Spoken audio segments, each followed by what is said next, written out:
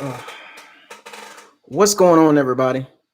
This your boy Isaiah coming to you again from BucosLocker. Subscribe, like, comment, share on all my videos. Make sure you hit the notification bell icon to notify you all new videos that's posted on this channel. Also, if you're feeling generous, feel free to donate. The donation links in the description box below or in the description box itself.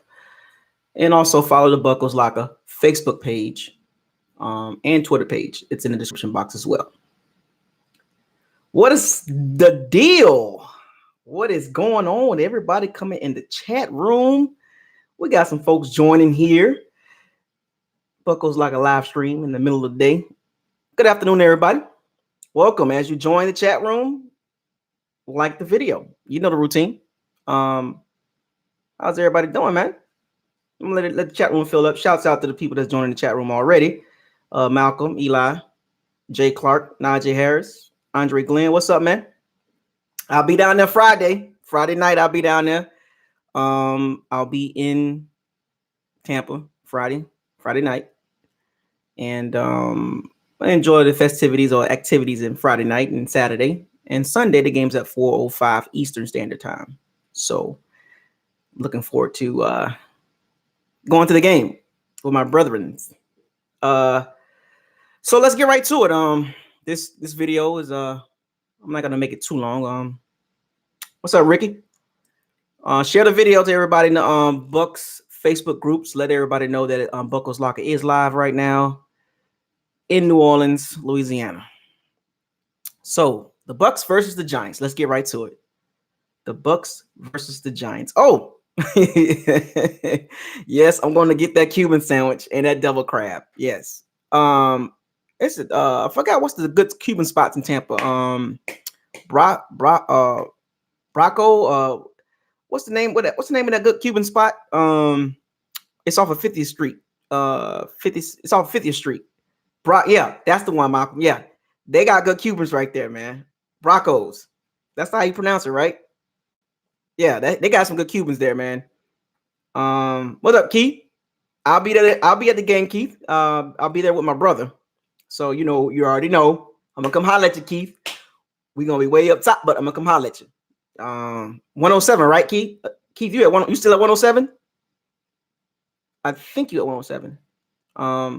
What's another good? All right, same spot. I'll come see you. What's another good Cuban spot in Tampa? Rocco's. It's another. Where they go get those devil crabs at? And some boiled peanuts. I haven't been in a minute. I need to start going to Tampa a little bit more often. I'm born and raised. I don't know nothing. I just know the main spots, but I want to. What's the other good Cuban spot? Marino Bakery. Okay, Marino Bakery.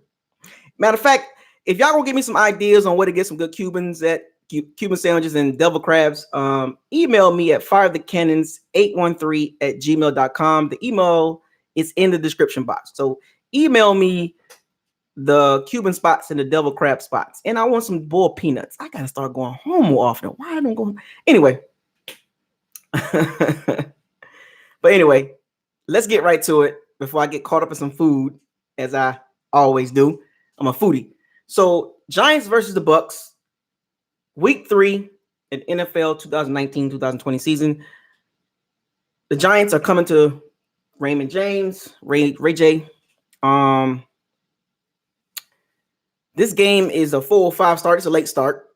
I'm gonna be out there. I'm gonna try to get there early to tailgate. Try to walk around a little bit. If we can get to 1,000 subscribers or 1,000 subs before Sunday, I can do a live stream from my phone. You know what I'm saying, versus uploading. But we'll see. Let's try to get to 1,000. So Bucks versus the Giants. What do we have here? Another team that's pretty much not good. They're coming in. They finally benched Eli Manning. I think they're a year too late. They should have benched him last year. They should have got rid of him. They should have moved on from him last year, but they did not. So Eli Manning finishes his Giants career kind of weird and awkward. His last 6 years has been weird and awkward.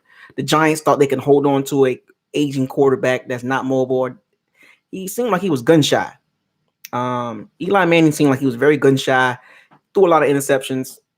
But but he won 2 Super Bowls. He finishes the Giants at 116. And is he a Hall of Famer? Is Eli Manning a Hall of Famer?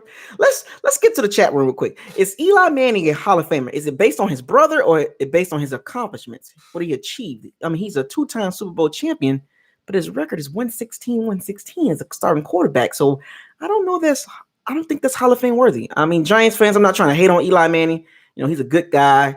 I mean, he's done what he had to do. No off the field issues. He didn't want to play for the Chargers. We get the history, whatever. He's the brother of Peyton Manning. He's gonna always be known as the brother of Peyton Manning. He beat the New England Patriots in Super Bowl 2 times. The David Tyree catch was very flukish. I mean, you can throw that pass 1,000 times, it probably won't get completed, but maybe once. But and that Mario Manningham pass on the sideline, that was pretty deep too. But I don't think that's enough. I don't think it's enough to get him in the Hall of Fame. If he was to get in the Hall of Fame, it's going to be a long time. And it's going to be by the way, just let him in. I just don't see what he's done that's Hall of Fame worthy. I mean, yes, he has 2 Super Bowls, but there's other quarterbacks that have Super Bowls and they're not Hall of Fame worthy. What are they going to say? Oh, his stats. Yeah, but his stats,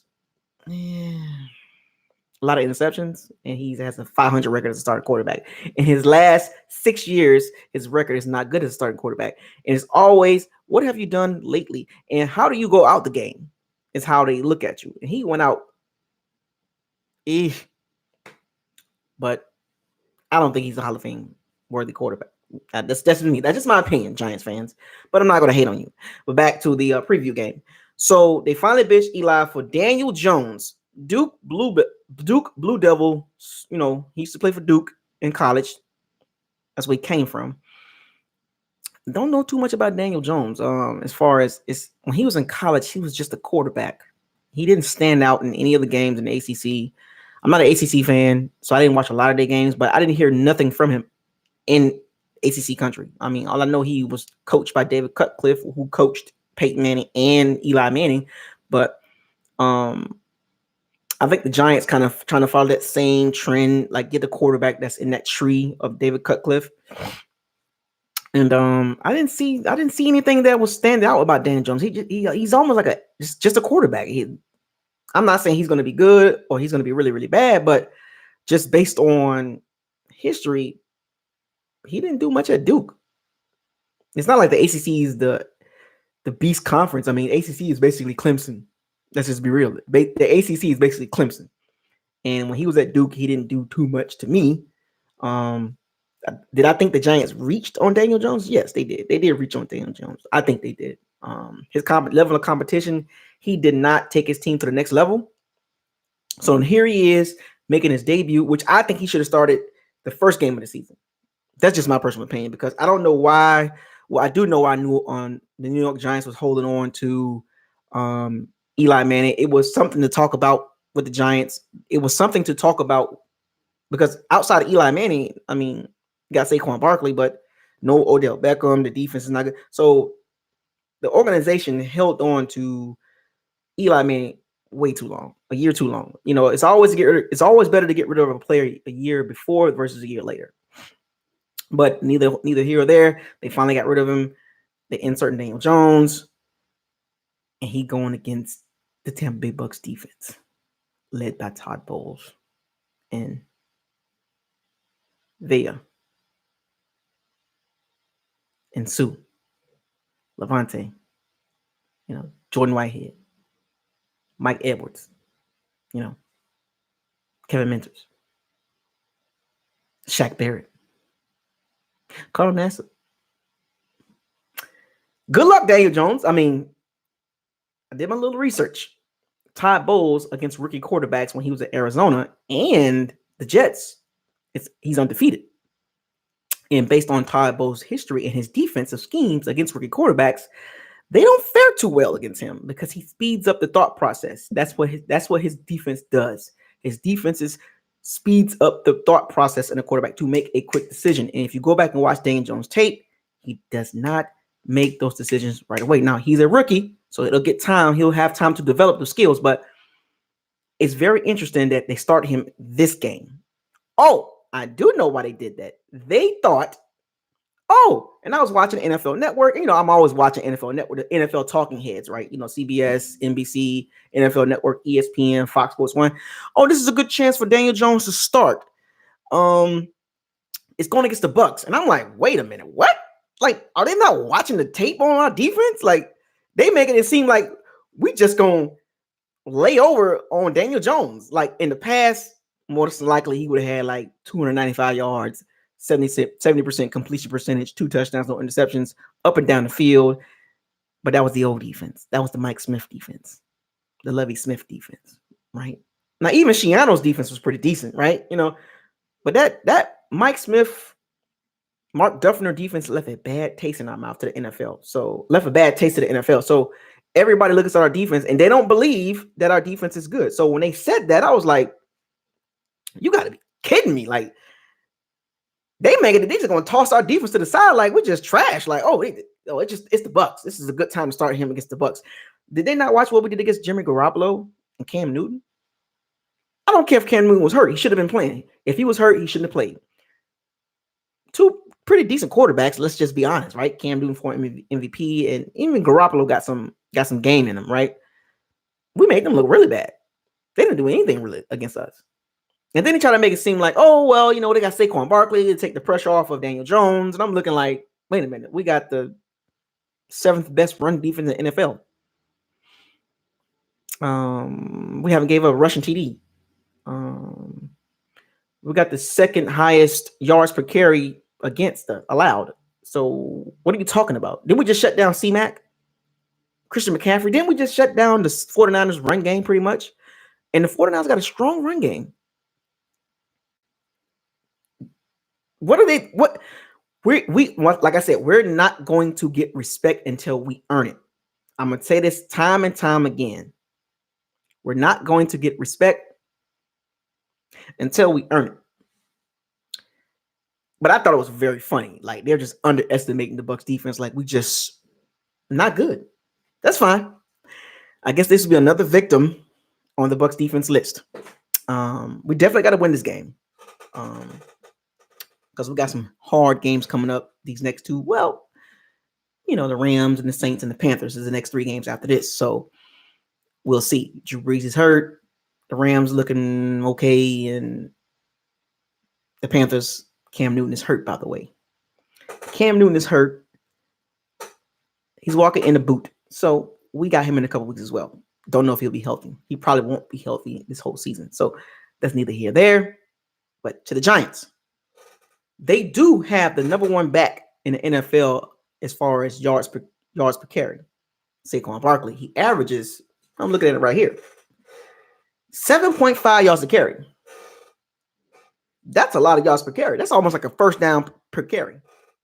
Now, I did notice this, that he hasn't got a lot of carries this year. So he's fresh still. You know, he's young, you know, running around. But little do they know, our defense is pretty solid in the run. Like I said, top 10 yards per game and number 2 in yards per carry allowed. No rushing touchdowns. Only gave up 1. So what are they talking about? We just shut down C-Mac and we stopped the strong 49ers run game. And you see what the 49ers did against the Bengals. Hey, let them keep thinking that. We're going to shut the... Let me refrain from saying that. It's going to be hard to stop Saquon Barkley. He is a monster. But just like with this, like C-Mac and Saquon is 2 different running backs. Like, is Saquon better than Christian McCaffrey? I mean, he's bigger, stronger, faster, and can catch too. So what can C-Mac do that Saquon can't? So we're actually facing a better back, a bigger back, a faster back, a more explosive back. I think we're going to do just fine. And the fact that they got Daniel Jones starting, so you know they're going to turn around and hand the ball off to Saquon Barkley 20 plus times a game, this game. So I'm pretty sure Todd Bowles is expecting that. And we have the utmost confidence in the run defense. So good luck, Giants.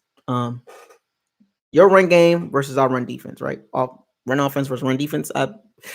We'll see. We'll see how that goes. But at some point, you got to pass the ball.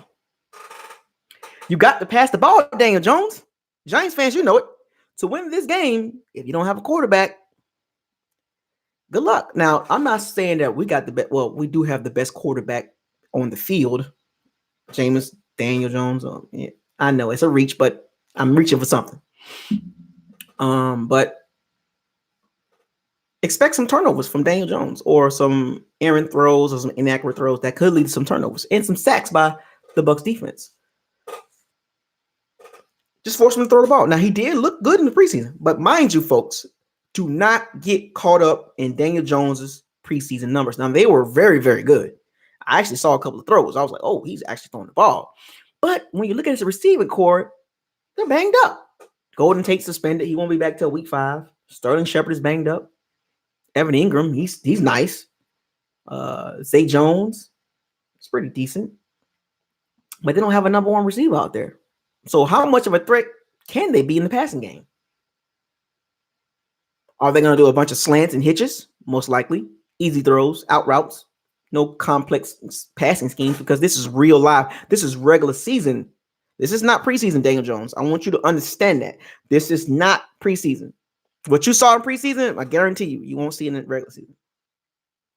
Very vanilla in preseason. So his numbers look really good, but they were inflated because of a lot of teams, all 4 teams held back. So keep that in mind, folks. We're going to see how Daniel Jones handles real pressure, blitz schemes, blitz packages. Where are you coming from? Who's the mic? Who's the blitz and safety? Who's the blitz and corner? How many guys are dropping back? Are they lining up 7 on the line and dropping back 3 and rushing 4? I don't know. We're going to see. But let's get to the Bucs. Enough about the Giants. Well, their defense is horrendous. Like they're like last in NFL in yards per game. They give up a lot of passing yards. I'm going to lead into that in a second. The defense is not good. They got Janoris Jenkins, Florida representative. They got Janoris Jenkins. Shouts out to Janoris Jenkins. But outside of that, what do they have on defense? Like, what do they exactly got on defense that's going to scare us from moving the ball down the field? I mean, I'm looking at this right now. I'm just saying, like, their offense is not good. They don't do anything well besides run the ball. And you're going to run Saquon Barkley to the ground with 31 carries? Good luck with that. Not against us. We're too deep. Our front 7 is pretty nice against the run. But we'll see. But I just do not see Daniel Jones passing the ball like that. Now, if he does, I'll be surprised against Todd Bowles. Todd Bowles is undefeated against rookie quarterbacks. So we're going to see how many times they hand the ball off to Saquon Barkley. Probably about 25 to 35 times. To take the pressure off Daniel Jones. Now, unless he gets into a rhythm, he'll start chucking the ball around. Now, as the Bucs defense, we did give up a lot of catches against the Panthers, but they were slants and hitches, and then Vernon got burnt, and then Carlton Davis got burnt. Grab it. Hopefully they can clean that up. A lot of people say, Vernon Hargreaves had 12 tackles, but 10 of those were catches. Yes, he made the tackle right then and there. No yak, but he did get beat deep. So Vernon needs to turn those 10 catches into like maybe five catches and five pass breakups, or 5 catches, 3 pass breakups, 2 and mix it up. You can't let him catch 10 balls and have 12 tackles. Come on, man. Let's be real. That's not good. I mean, it's good that he made a tackle, but let's be honest. 12 tackles, 10 of those catches, then you tackle him. Come on, man. If anybody know football, what would you rather have? A guy catch the ball 10 out of 12 times and you make all 10 tackles? Or a guy catches the ball 5 times and you defended 3 or 4 passes and intercepted 1? Come on, folks. So don't get hyped up over the 12 tackles. Let's be real. Let's talk football. He can tackle. We do know that he can tackle. And Carlton Davis need to chill out with the freaking pass interferences. Too grabby. So to the Bucs offense, Jameis Winston. I got to talk about him. Here we go. Jameis Winston. Make or break season against the Giants defense. This should be a semi-breakout game. We want to see improvement from week 1 to week 2, which we obviously did. He didn't turn the ball over in week 2, and we actually won the game. Now it's week 3. We need to start seeing a little bit more progress in the passing game. The running game looks like it's going to be okay, right? But we need to see the passing game. That needs to evolve. We got so many weapons. The people that we're missing are Humphrey and Deshaun Jackson, very intricate pieces of the offense that they're gone. And by the way, Adam Humphrey is not doing good in Tennessee. How ironic. And who's the quarterback in Tennessee? Do tell. Marcus Mariota. That was a random. Adam Humphrey is not doing good in Tennessee. Not that many catches for Adam Humphrey. Marcus Mariota is quarterback. Shouts out the shotgun shook. Random. And Deshaun Jackson goes back to the Eagles and he balls out with the deep balls. That's not good. Jameis. Woof. Woof. But it's on you, man. This game is this game should be about 290 yards, maybe 270, 2 touchdowns, 3, maybe. Just throwing some numbers out there. He's capable of doing this. Everybody knows he can throw for 300 yards. And I know some of you was like, oh, it's garbage yards. But yes, he's very capable. He's not trash. He can throw the ball. He's just inconsistent as hell. That's the problem. That's what's stopping him from being in the top echelon or the top 12 versus the middle of the pack, bottom half, like between 17 and 25. That's what he's stopping himself from being a top 12 versus a 17 through 25 type quarterback. So I'm expecting more than 205 yards this game. I'm expecting it like 270. The Giants is going to bank on James Winston turning the ball over. If he does not turn his ball over this game, that's a great sign that he's actually starting to grasp the offense. If he can throw the ball for like 270 yards plus, a couple touchdowns, no interceptions, completes the percentage around about 63 to 68, he's starting to get it. And that's what we want to see. If he starts to get the offense, get a little bit better, the play calling get a little more crispier, yada, yada, yada, yada, yada. So we'll see. The running game, Peyton Barber, Ronald Jones. I'm not concerned about the running game, but I do want to see more Rojo. After week 1's performance, he went silent in week 2. Probably was nicked up. That's just my take. But I want to see Ronald Jones get a little bit more. In third downs, we got to figure out this third down running back situation because Wale is good, but what has he done on third down that was significant? Nothing. I know it's early, but we need more from a third down back. And the big thing that everybody been talking about is the tight ends. Hello? I have an APB out for Cameron Brayton, OJ Howard.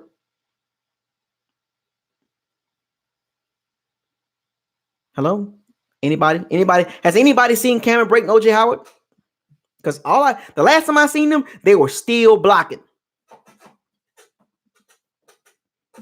Oh, but I know a lot of y'all probably like, yeah, because he's not using them right. Well, the reason why they block so much, this is what happens when you don't have a good line. And do not think for 1 second that Bruce Arians don't know our line is very suspect on the tackles. And where do tight ends line up at? On the outside of the tackles. So he knows that we're not good at the tackles. We have an aging right tackle, and we have a very inconsistent, poor left tackle with poor feet, poor technique that they gave $44 million to. So Bruce Arians knows this. That's why the tight ends are constantly blocking. I had to go back and watch the tape. They block so damn much because these tackles are horrible. Instead of running the 12 offense, 2 tight ends, can't run 2 tight ends. And if we do run 2 tight ends, we're blocking because we're trying to run the ball and protect Jameis Winston from preventing him from throwing interceptions. And from the first game to the second game, there has been improvement from both guys in the blocking game, but they are so lacking in the passing game. And they're too much of an asset to just be blocking for the rest of the freaking season. They are not on the team. They are not on the team to be blocking Bruce Arians. Let's call a spade a spade. I get it. If y'all did your research, go back to the Arizona Cardinals. Jermaine Gresham was his tight end. He didn't use him. Jermaine Gresham was pretty decent. Now, he did use the tight ends in Pittsburgh. Heath Miller. Now, I know a lot of y'all know who Heath Miller is. He did use Heath Miller. And then even before then, or after that, it was the Colts. What tight end did he have in the Colts? Was it Dallas Clark still? I think. I'm not sure. But Bruce is funny on the tight ends. But he's using them to block because of the tackle issue. We have tackle issues. Right tackle, left tackle. They're the weakness of our team. The actual interior, actually, Alex Kappa, shouts out to Alex Kappa.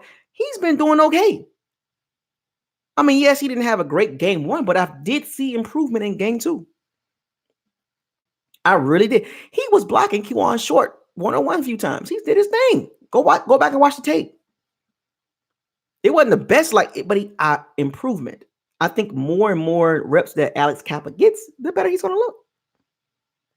I see the jump from week 1 to week 2. So let's just hope he continues to block very well, right? But the tight end situation is very concerning to me. Those guys are too good to be just constantly blocking all the time. They're too good. It's just way too good. But you're paying them to catch the ball, Bruce, especially Cameron Brate. If you're not going to use Cameron Brate, adios. Trade him. I'm pretty sure somebody will take him. New England. Give us a second or third rounder. Come, Bruce, you got some assets, man. If you're not going to use them, get something back in return that can help the team. Because if the problem is that I have with this tight end situation is why not use them in the slot? Because we can show you some slot production. Brashard Perryman, the Dropsy, aka Mr. Drops, Perry Drop. That's what I'm gonna call him. Not Perryman, Perry Drop. That's his name, Perry Drop. But we'll see. Because I'm telling you, I'm watching too many games and I keep seeing slot receivers balling out. Balling out. Slot receivers are balling out all across the NFL. We don't have a freaking slot receiver. So if we don't have one, use O.J. Howard in the slot. He's a matchup nightmare. And for some strange reason, we want to keep playing Brashard Perry Drop. Whatever. And also on the outside, Chris Godwin is having a monster season. He's going to have 1,000 yards. He's going to have 1,000 yards. Mike Evans is coming back into his zone. I mean, he's been sick. I think he was sick last week too. Well, Thursday just passed. I think he wasn't over the bug. I mean, he's too good of a receiver to be playing like that, but there was something wrong with him, and I think he'll be okay. I think this season or this game, he'll be back to normal. But he has a tough task against Janoris Jenkins. So Janoris Jenkins, prepare yourself for Mike Evans. Me 13 gonna get on you, Janoris Jenkins. We're gonna see.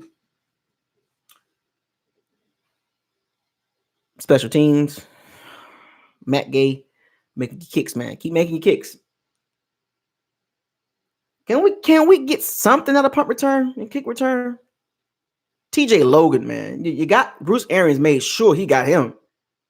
I need to see something from the kickoff team and punt return team. I need to see something from them. Like, I need to see something, anything.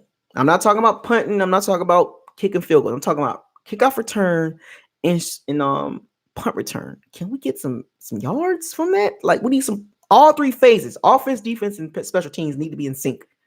So right now, the offense is kind of lagging. So if you had to rank the teams or the personnel, defense is well above the offense.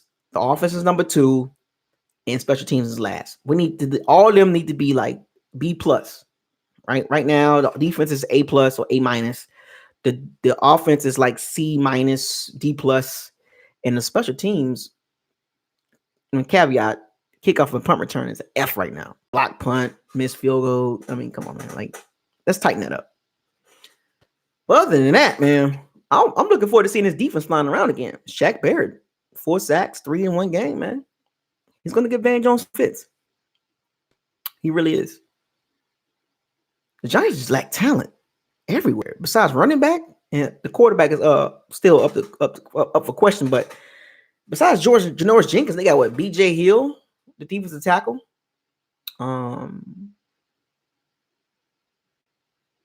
Evan Ingram. Their offensive line is pretty decent.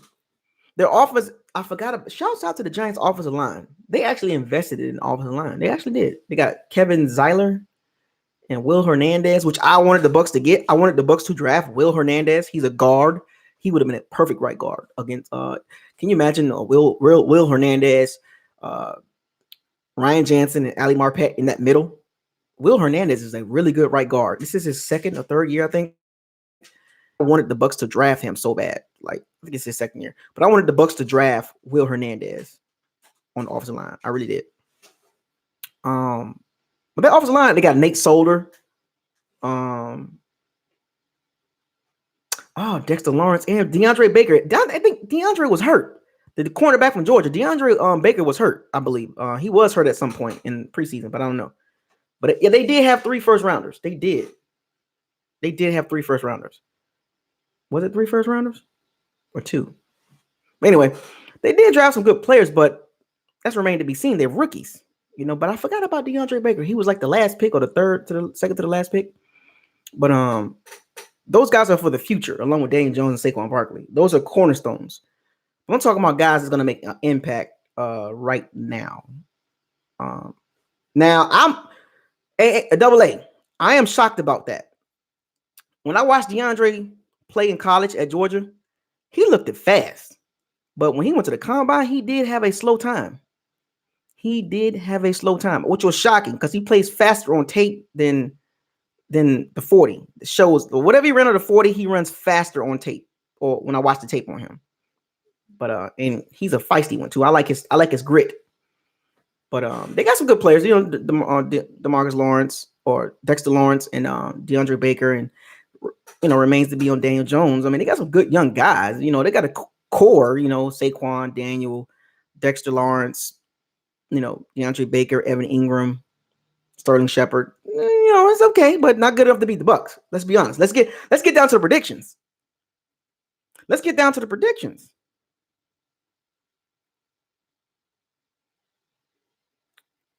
BucosLocker for to make his prediction on the game. Now, before I say that, I'm always going to do this moving forward. When I look at the coaching staffs, the Giants, and the Bucs coaching staff. The Bucs have one of the biggest coaching staffs, the biggest coaching staffs, and the Giants have a coaching staff. Okay, so let's look at it. Who coaching the Bucs defense? Todd Bowles. Who's coaching the Giants defense? I don't know his guy. I don't know who the defensive coordinator is. Who's coaching the offense for the Giants? Pat Shurmur, pretty much, right? Who's coaching the defense? Offense for the Bucs? Byron Leftwich. Even right there. But who's the head coach? I'm gonna always do this, folks. Who is the head coach? Who would you rather have? Pat Shurmur or Bruce Arians? Who's the more proven coach? Every time when something's close with these teams, I'm always going to look at the coach. I'm always going to look at the coaches and the scheme and then the head coach. Bruce Arians over Pat Shurmur. More accomplished, more grit, more swag, better scheme, better coaching style. Pat Shurmur has been, I guess, kind of fired in a couple places. He's kind of like a retread coach as an OC. Hasn't done. He's coached a couple of good offenses, but sometimes guys are better offensive coordinators than head coaches. We do know that. We do know that. So here's my prediction. With all that I just discussed about the game, it's at Ray J. It's a home game. It's matter of fact, it's the Ring of Honor for Rondé Barber. And no wonder those tickets are kind of expensive. It's the introduction to the Ring of Honor for Rondé Barber, I believe. So it's gonna be rocking. We're gonna play very well. We're gonna be active. We're gonna have some swag. We're gonna be out there having a good time. It's gonna be hot. With that being said, I got the Bucs winning by the score of 28-13. Jameis Winston has a good game. No touchdowns. 260 yards plus. Decent running game. Saquon might eat a little bit, but we'll control him. We'll frustrate Daniel Jones. So I got us winning 28-13. And Raymond James. And we will move to 2-1. And then we got the Rams. Woo! Anyway, there you have it, folks. Bucks versus Giants preview at Raymond James Stadium this Sunday. Stay tuned. I'll be there at the game with my brother. Shouts out to my brother. Shouts out to everybody in the chat room. Like the video, share the video. Make sure you subscribe to the channel and follow the BucosLocker Facebook page. As I prepare myself to sign off, I got a little setup here. You know, as y'all can see, I'm doing some changes, trying to work on some things, make a little difference around in my area. I'll be dressing the back, this backdrop. I'll be dressing that up a little bit too as well. So stay tuned on that. With that being said, make sure, don't forget to email me those Cuban sandwiches, those places to go get Cuban sandwiches and devil crabs. And I want some boiled peanuts. Fire the Cannons 813gmail.com. You can reach me right there, or you can reach me on the Bucks or BucosLocker Facebook page as well. Follow that as well. Anyway, this is your boy Isaiah, coming to you again from BucosLocker. Subscribe to the channel, like the channel, share all the videos. Make sure you hit the notification bell icon to notify you on all new videos. That way, when I pop up live, you won't miss it, like some of y'all did. So with that being said, to all my pirates and my sea bandits, Buckaholics, hooligans, diehards, everybody across the Bucks social media platform, I want y'all to fire those cannons, seize the day, raise the flag, no risk, no biscuit. BucosLocker signing out. Peace.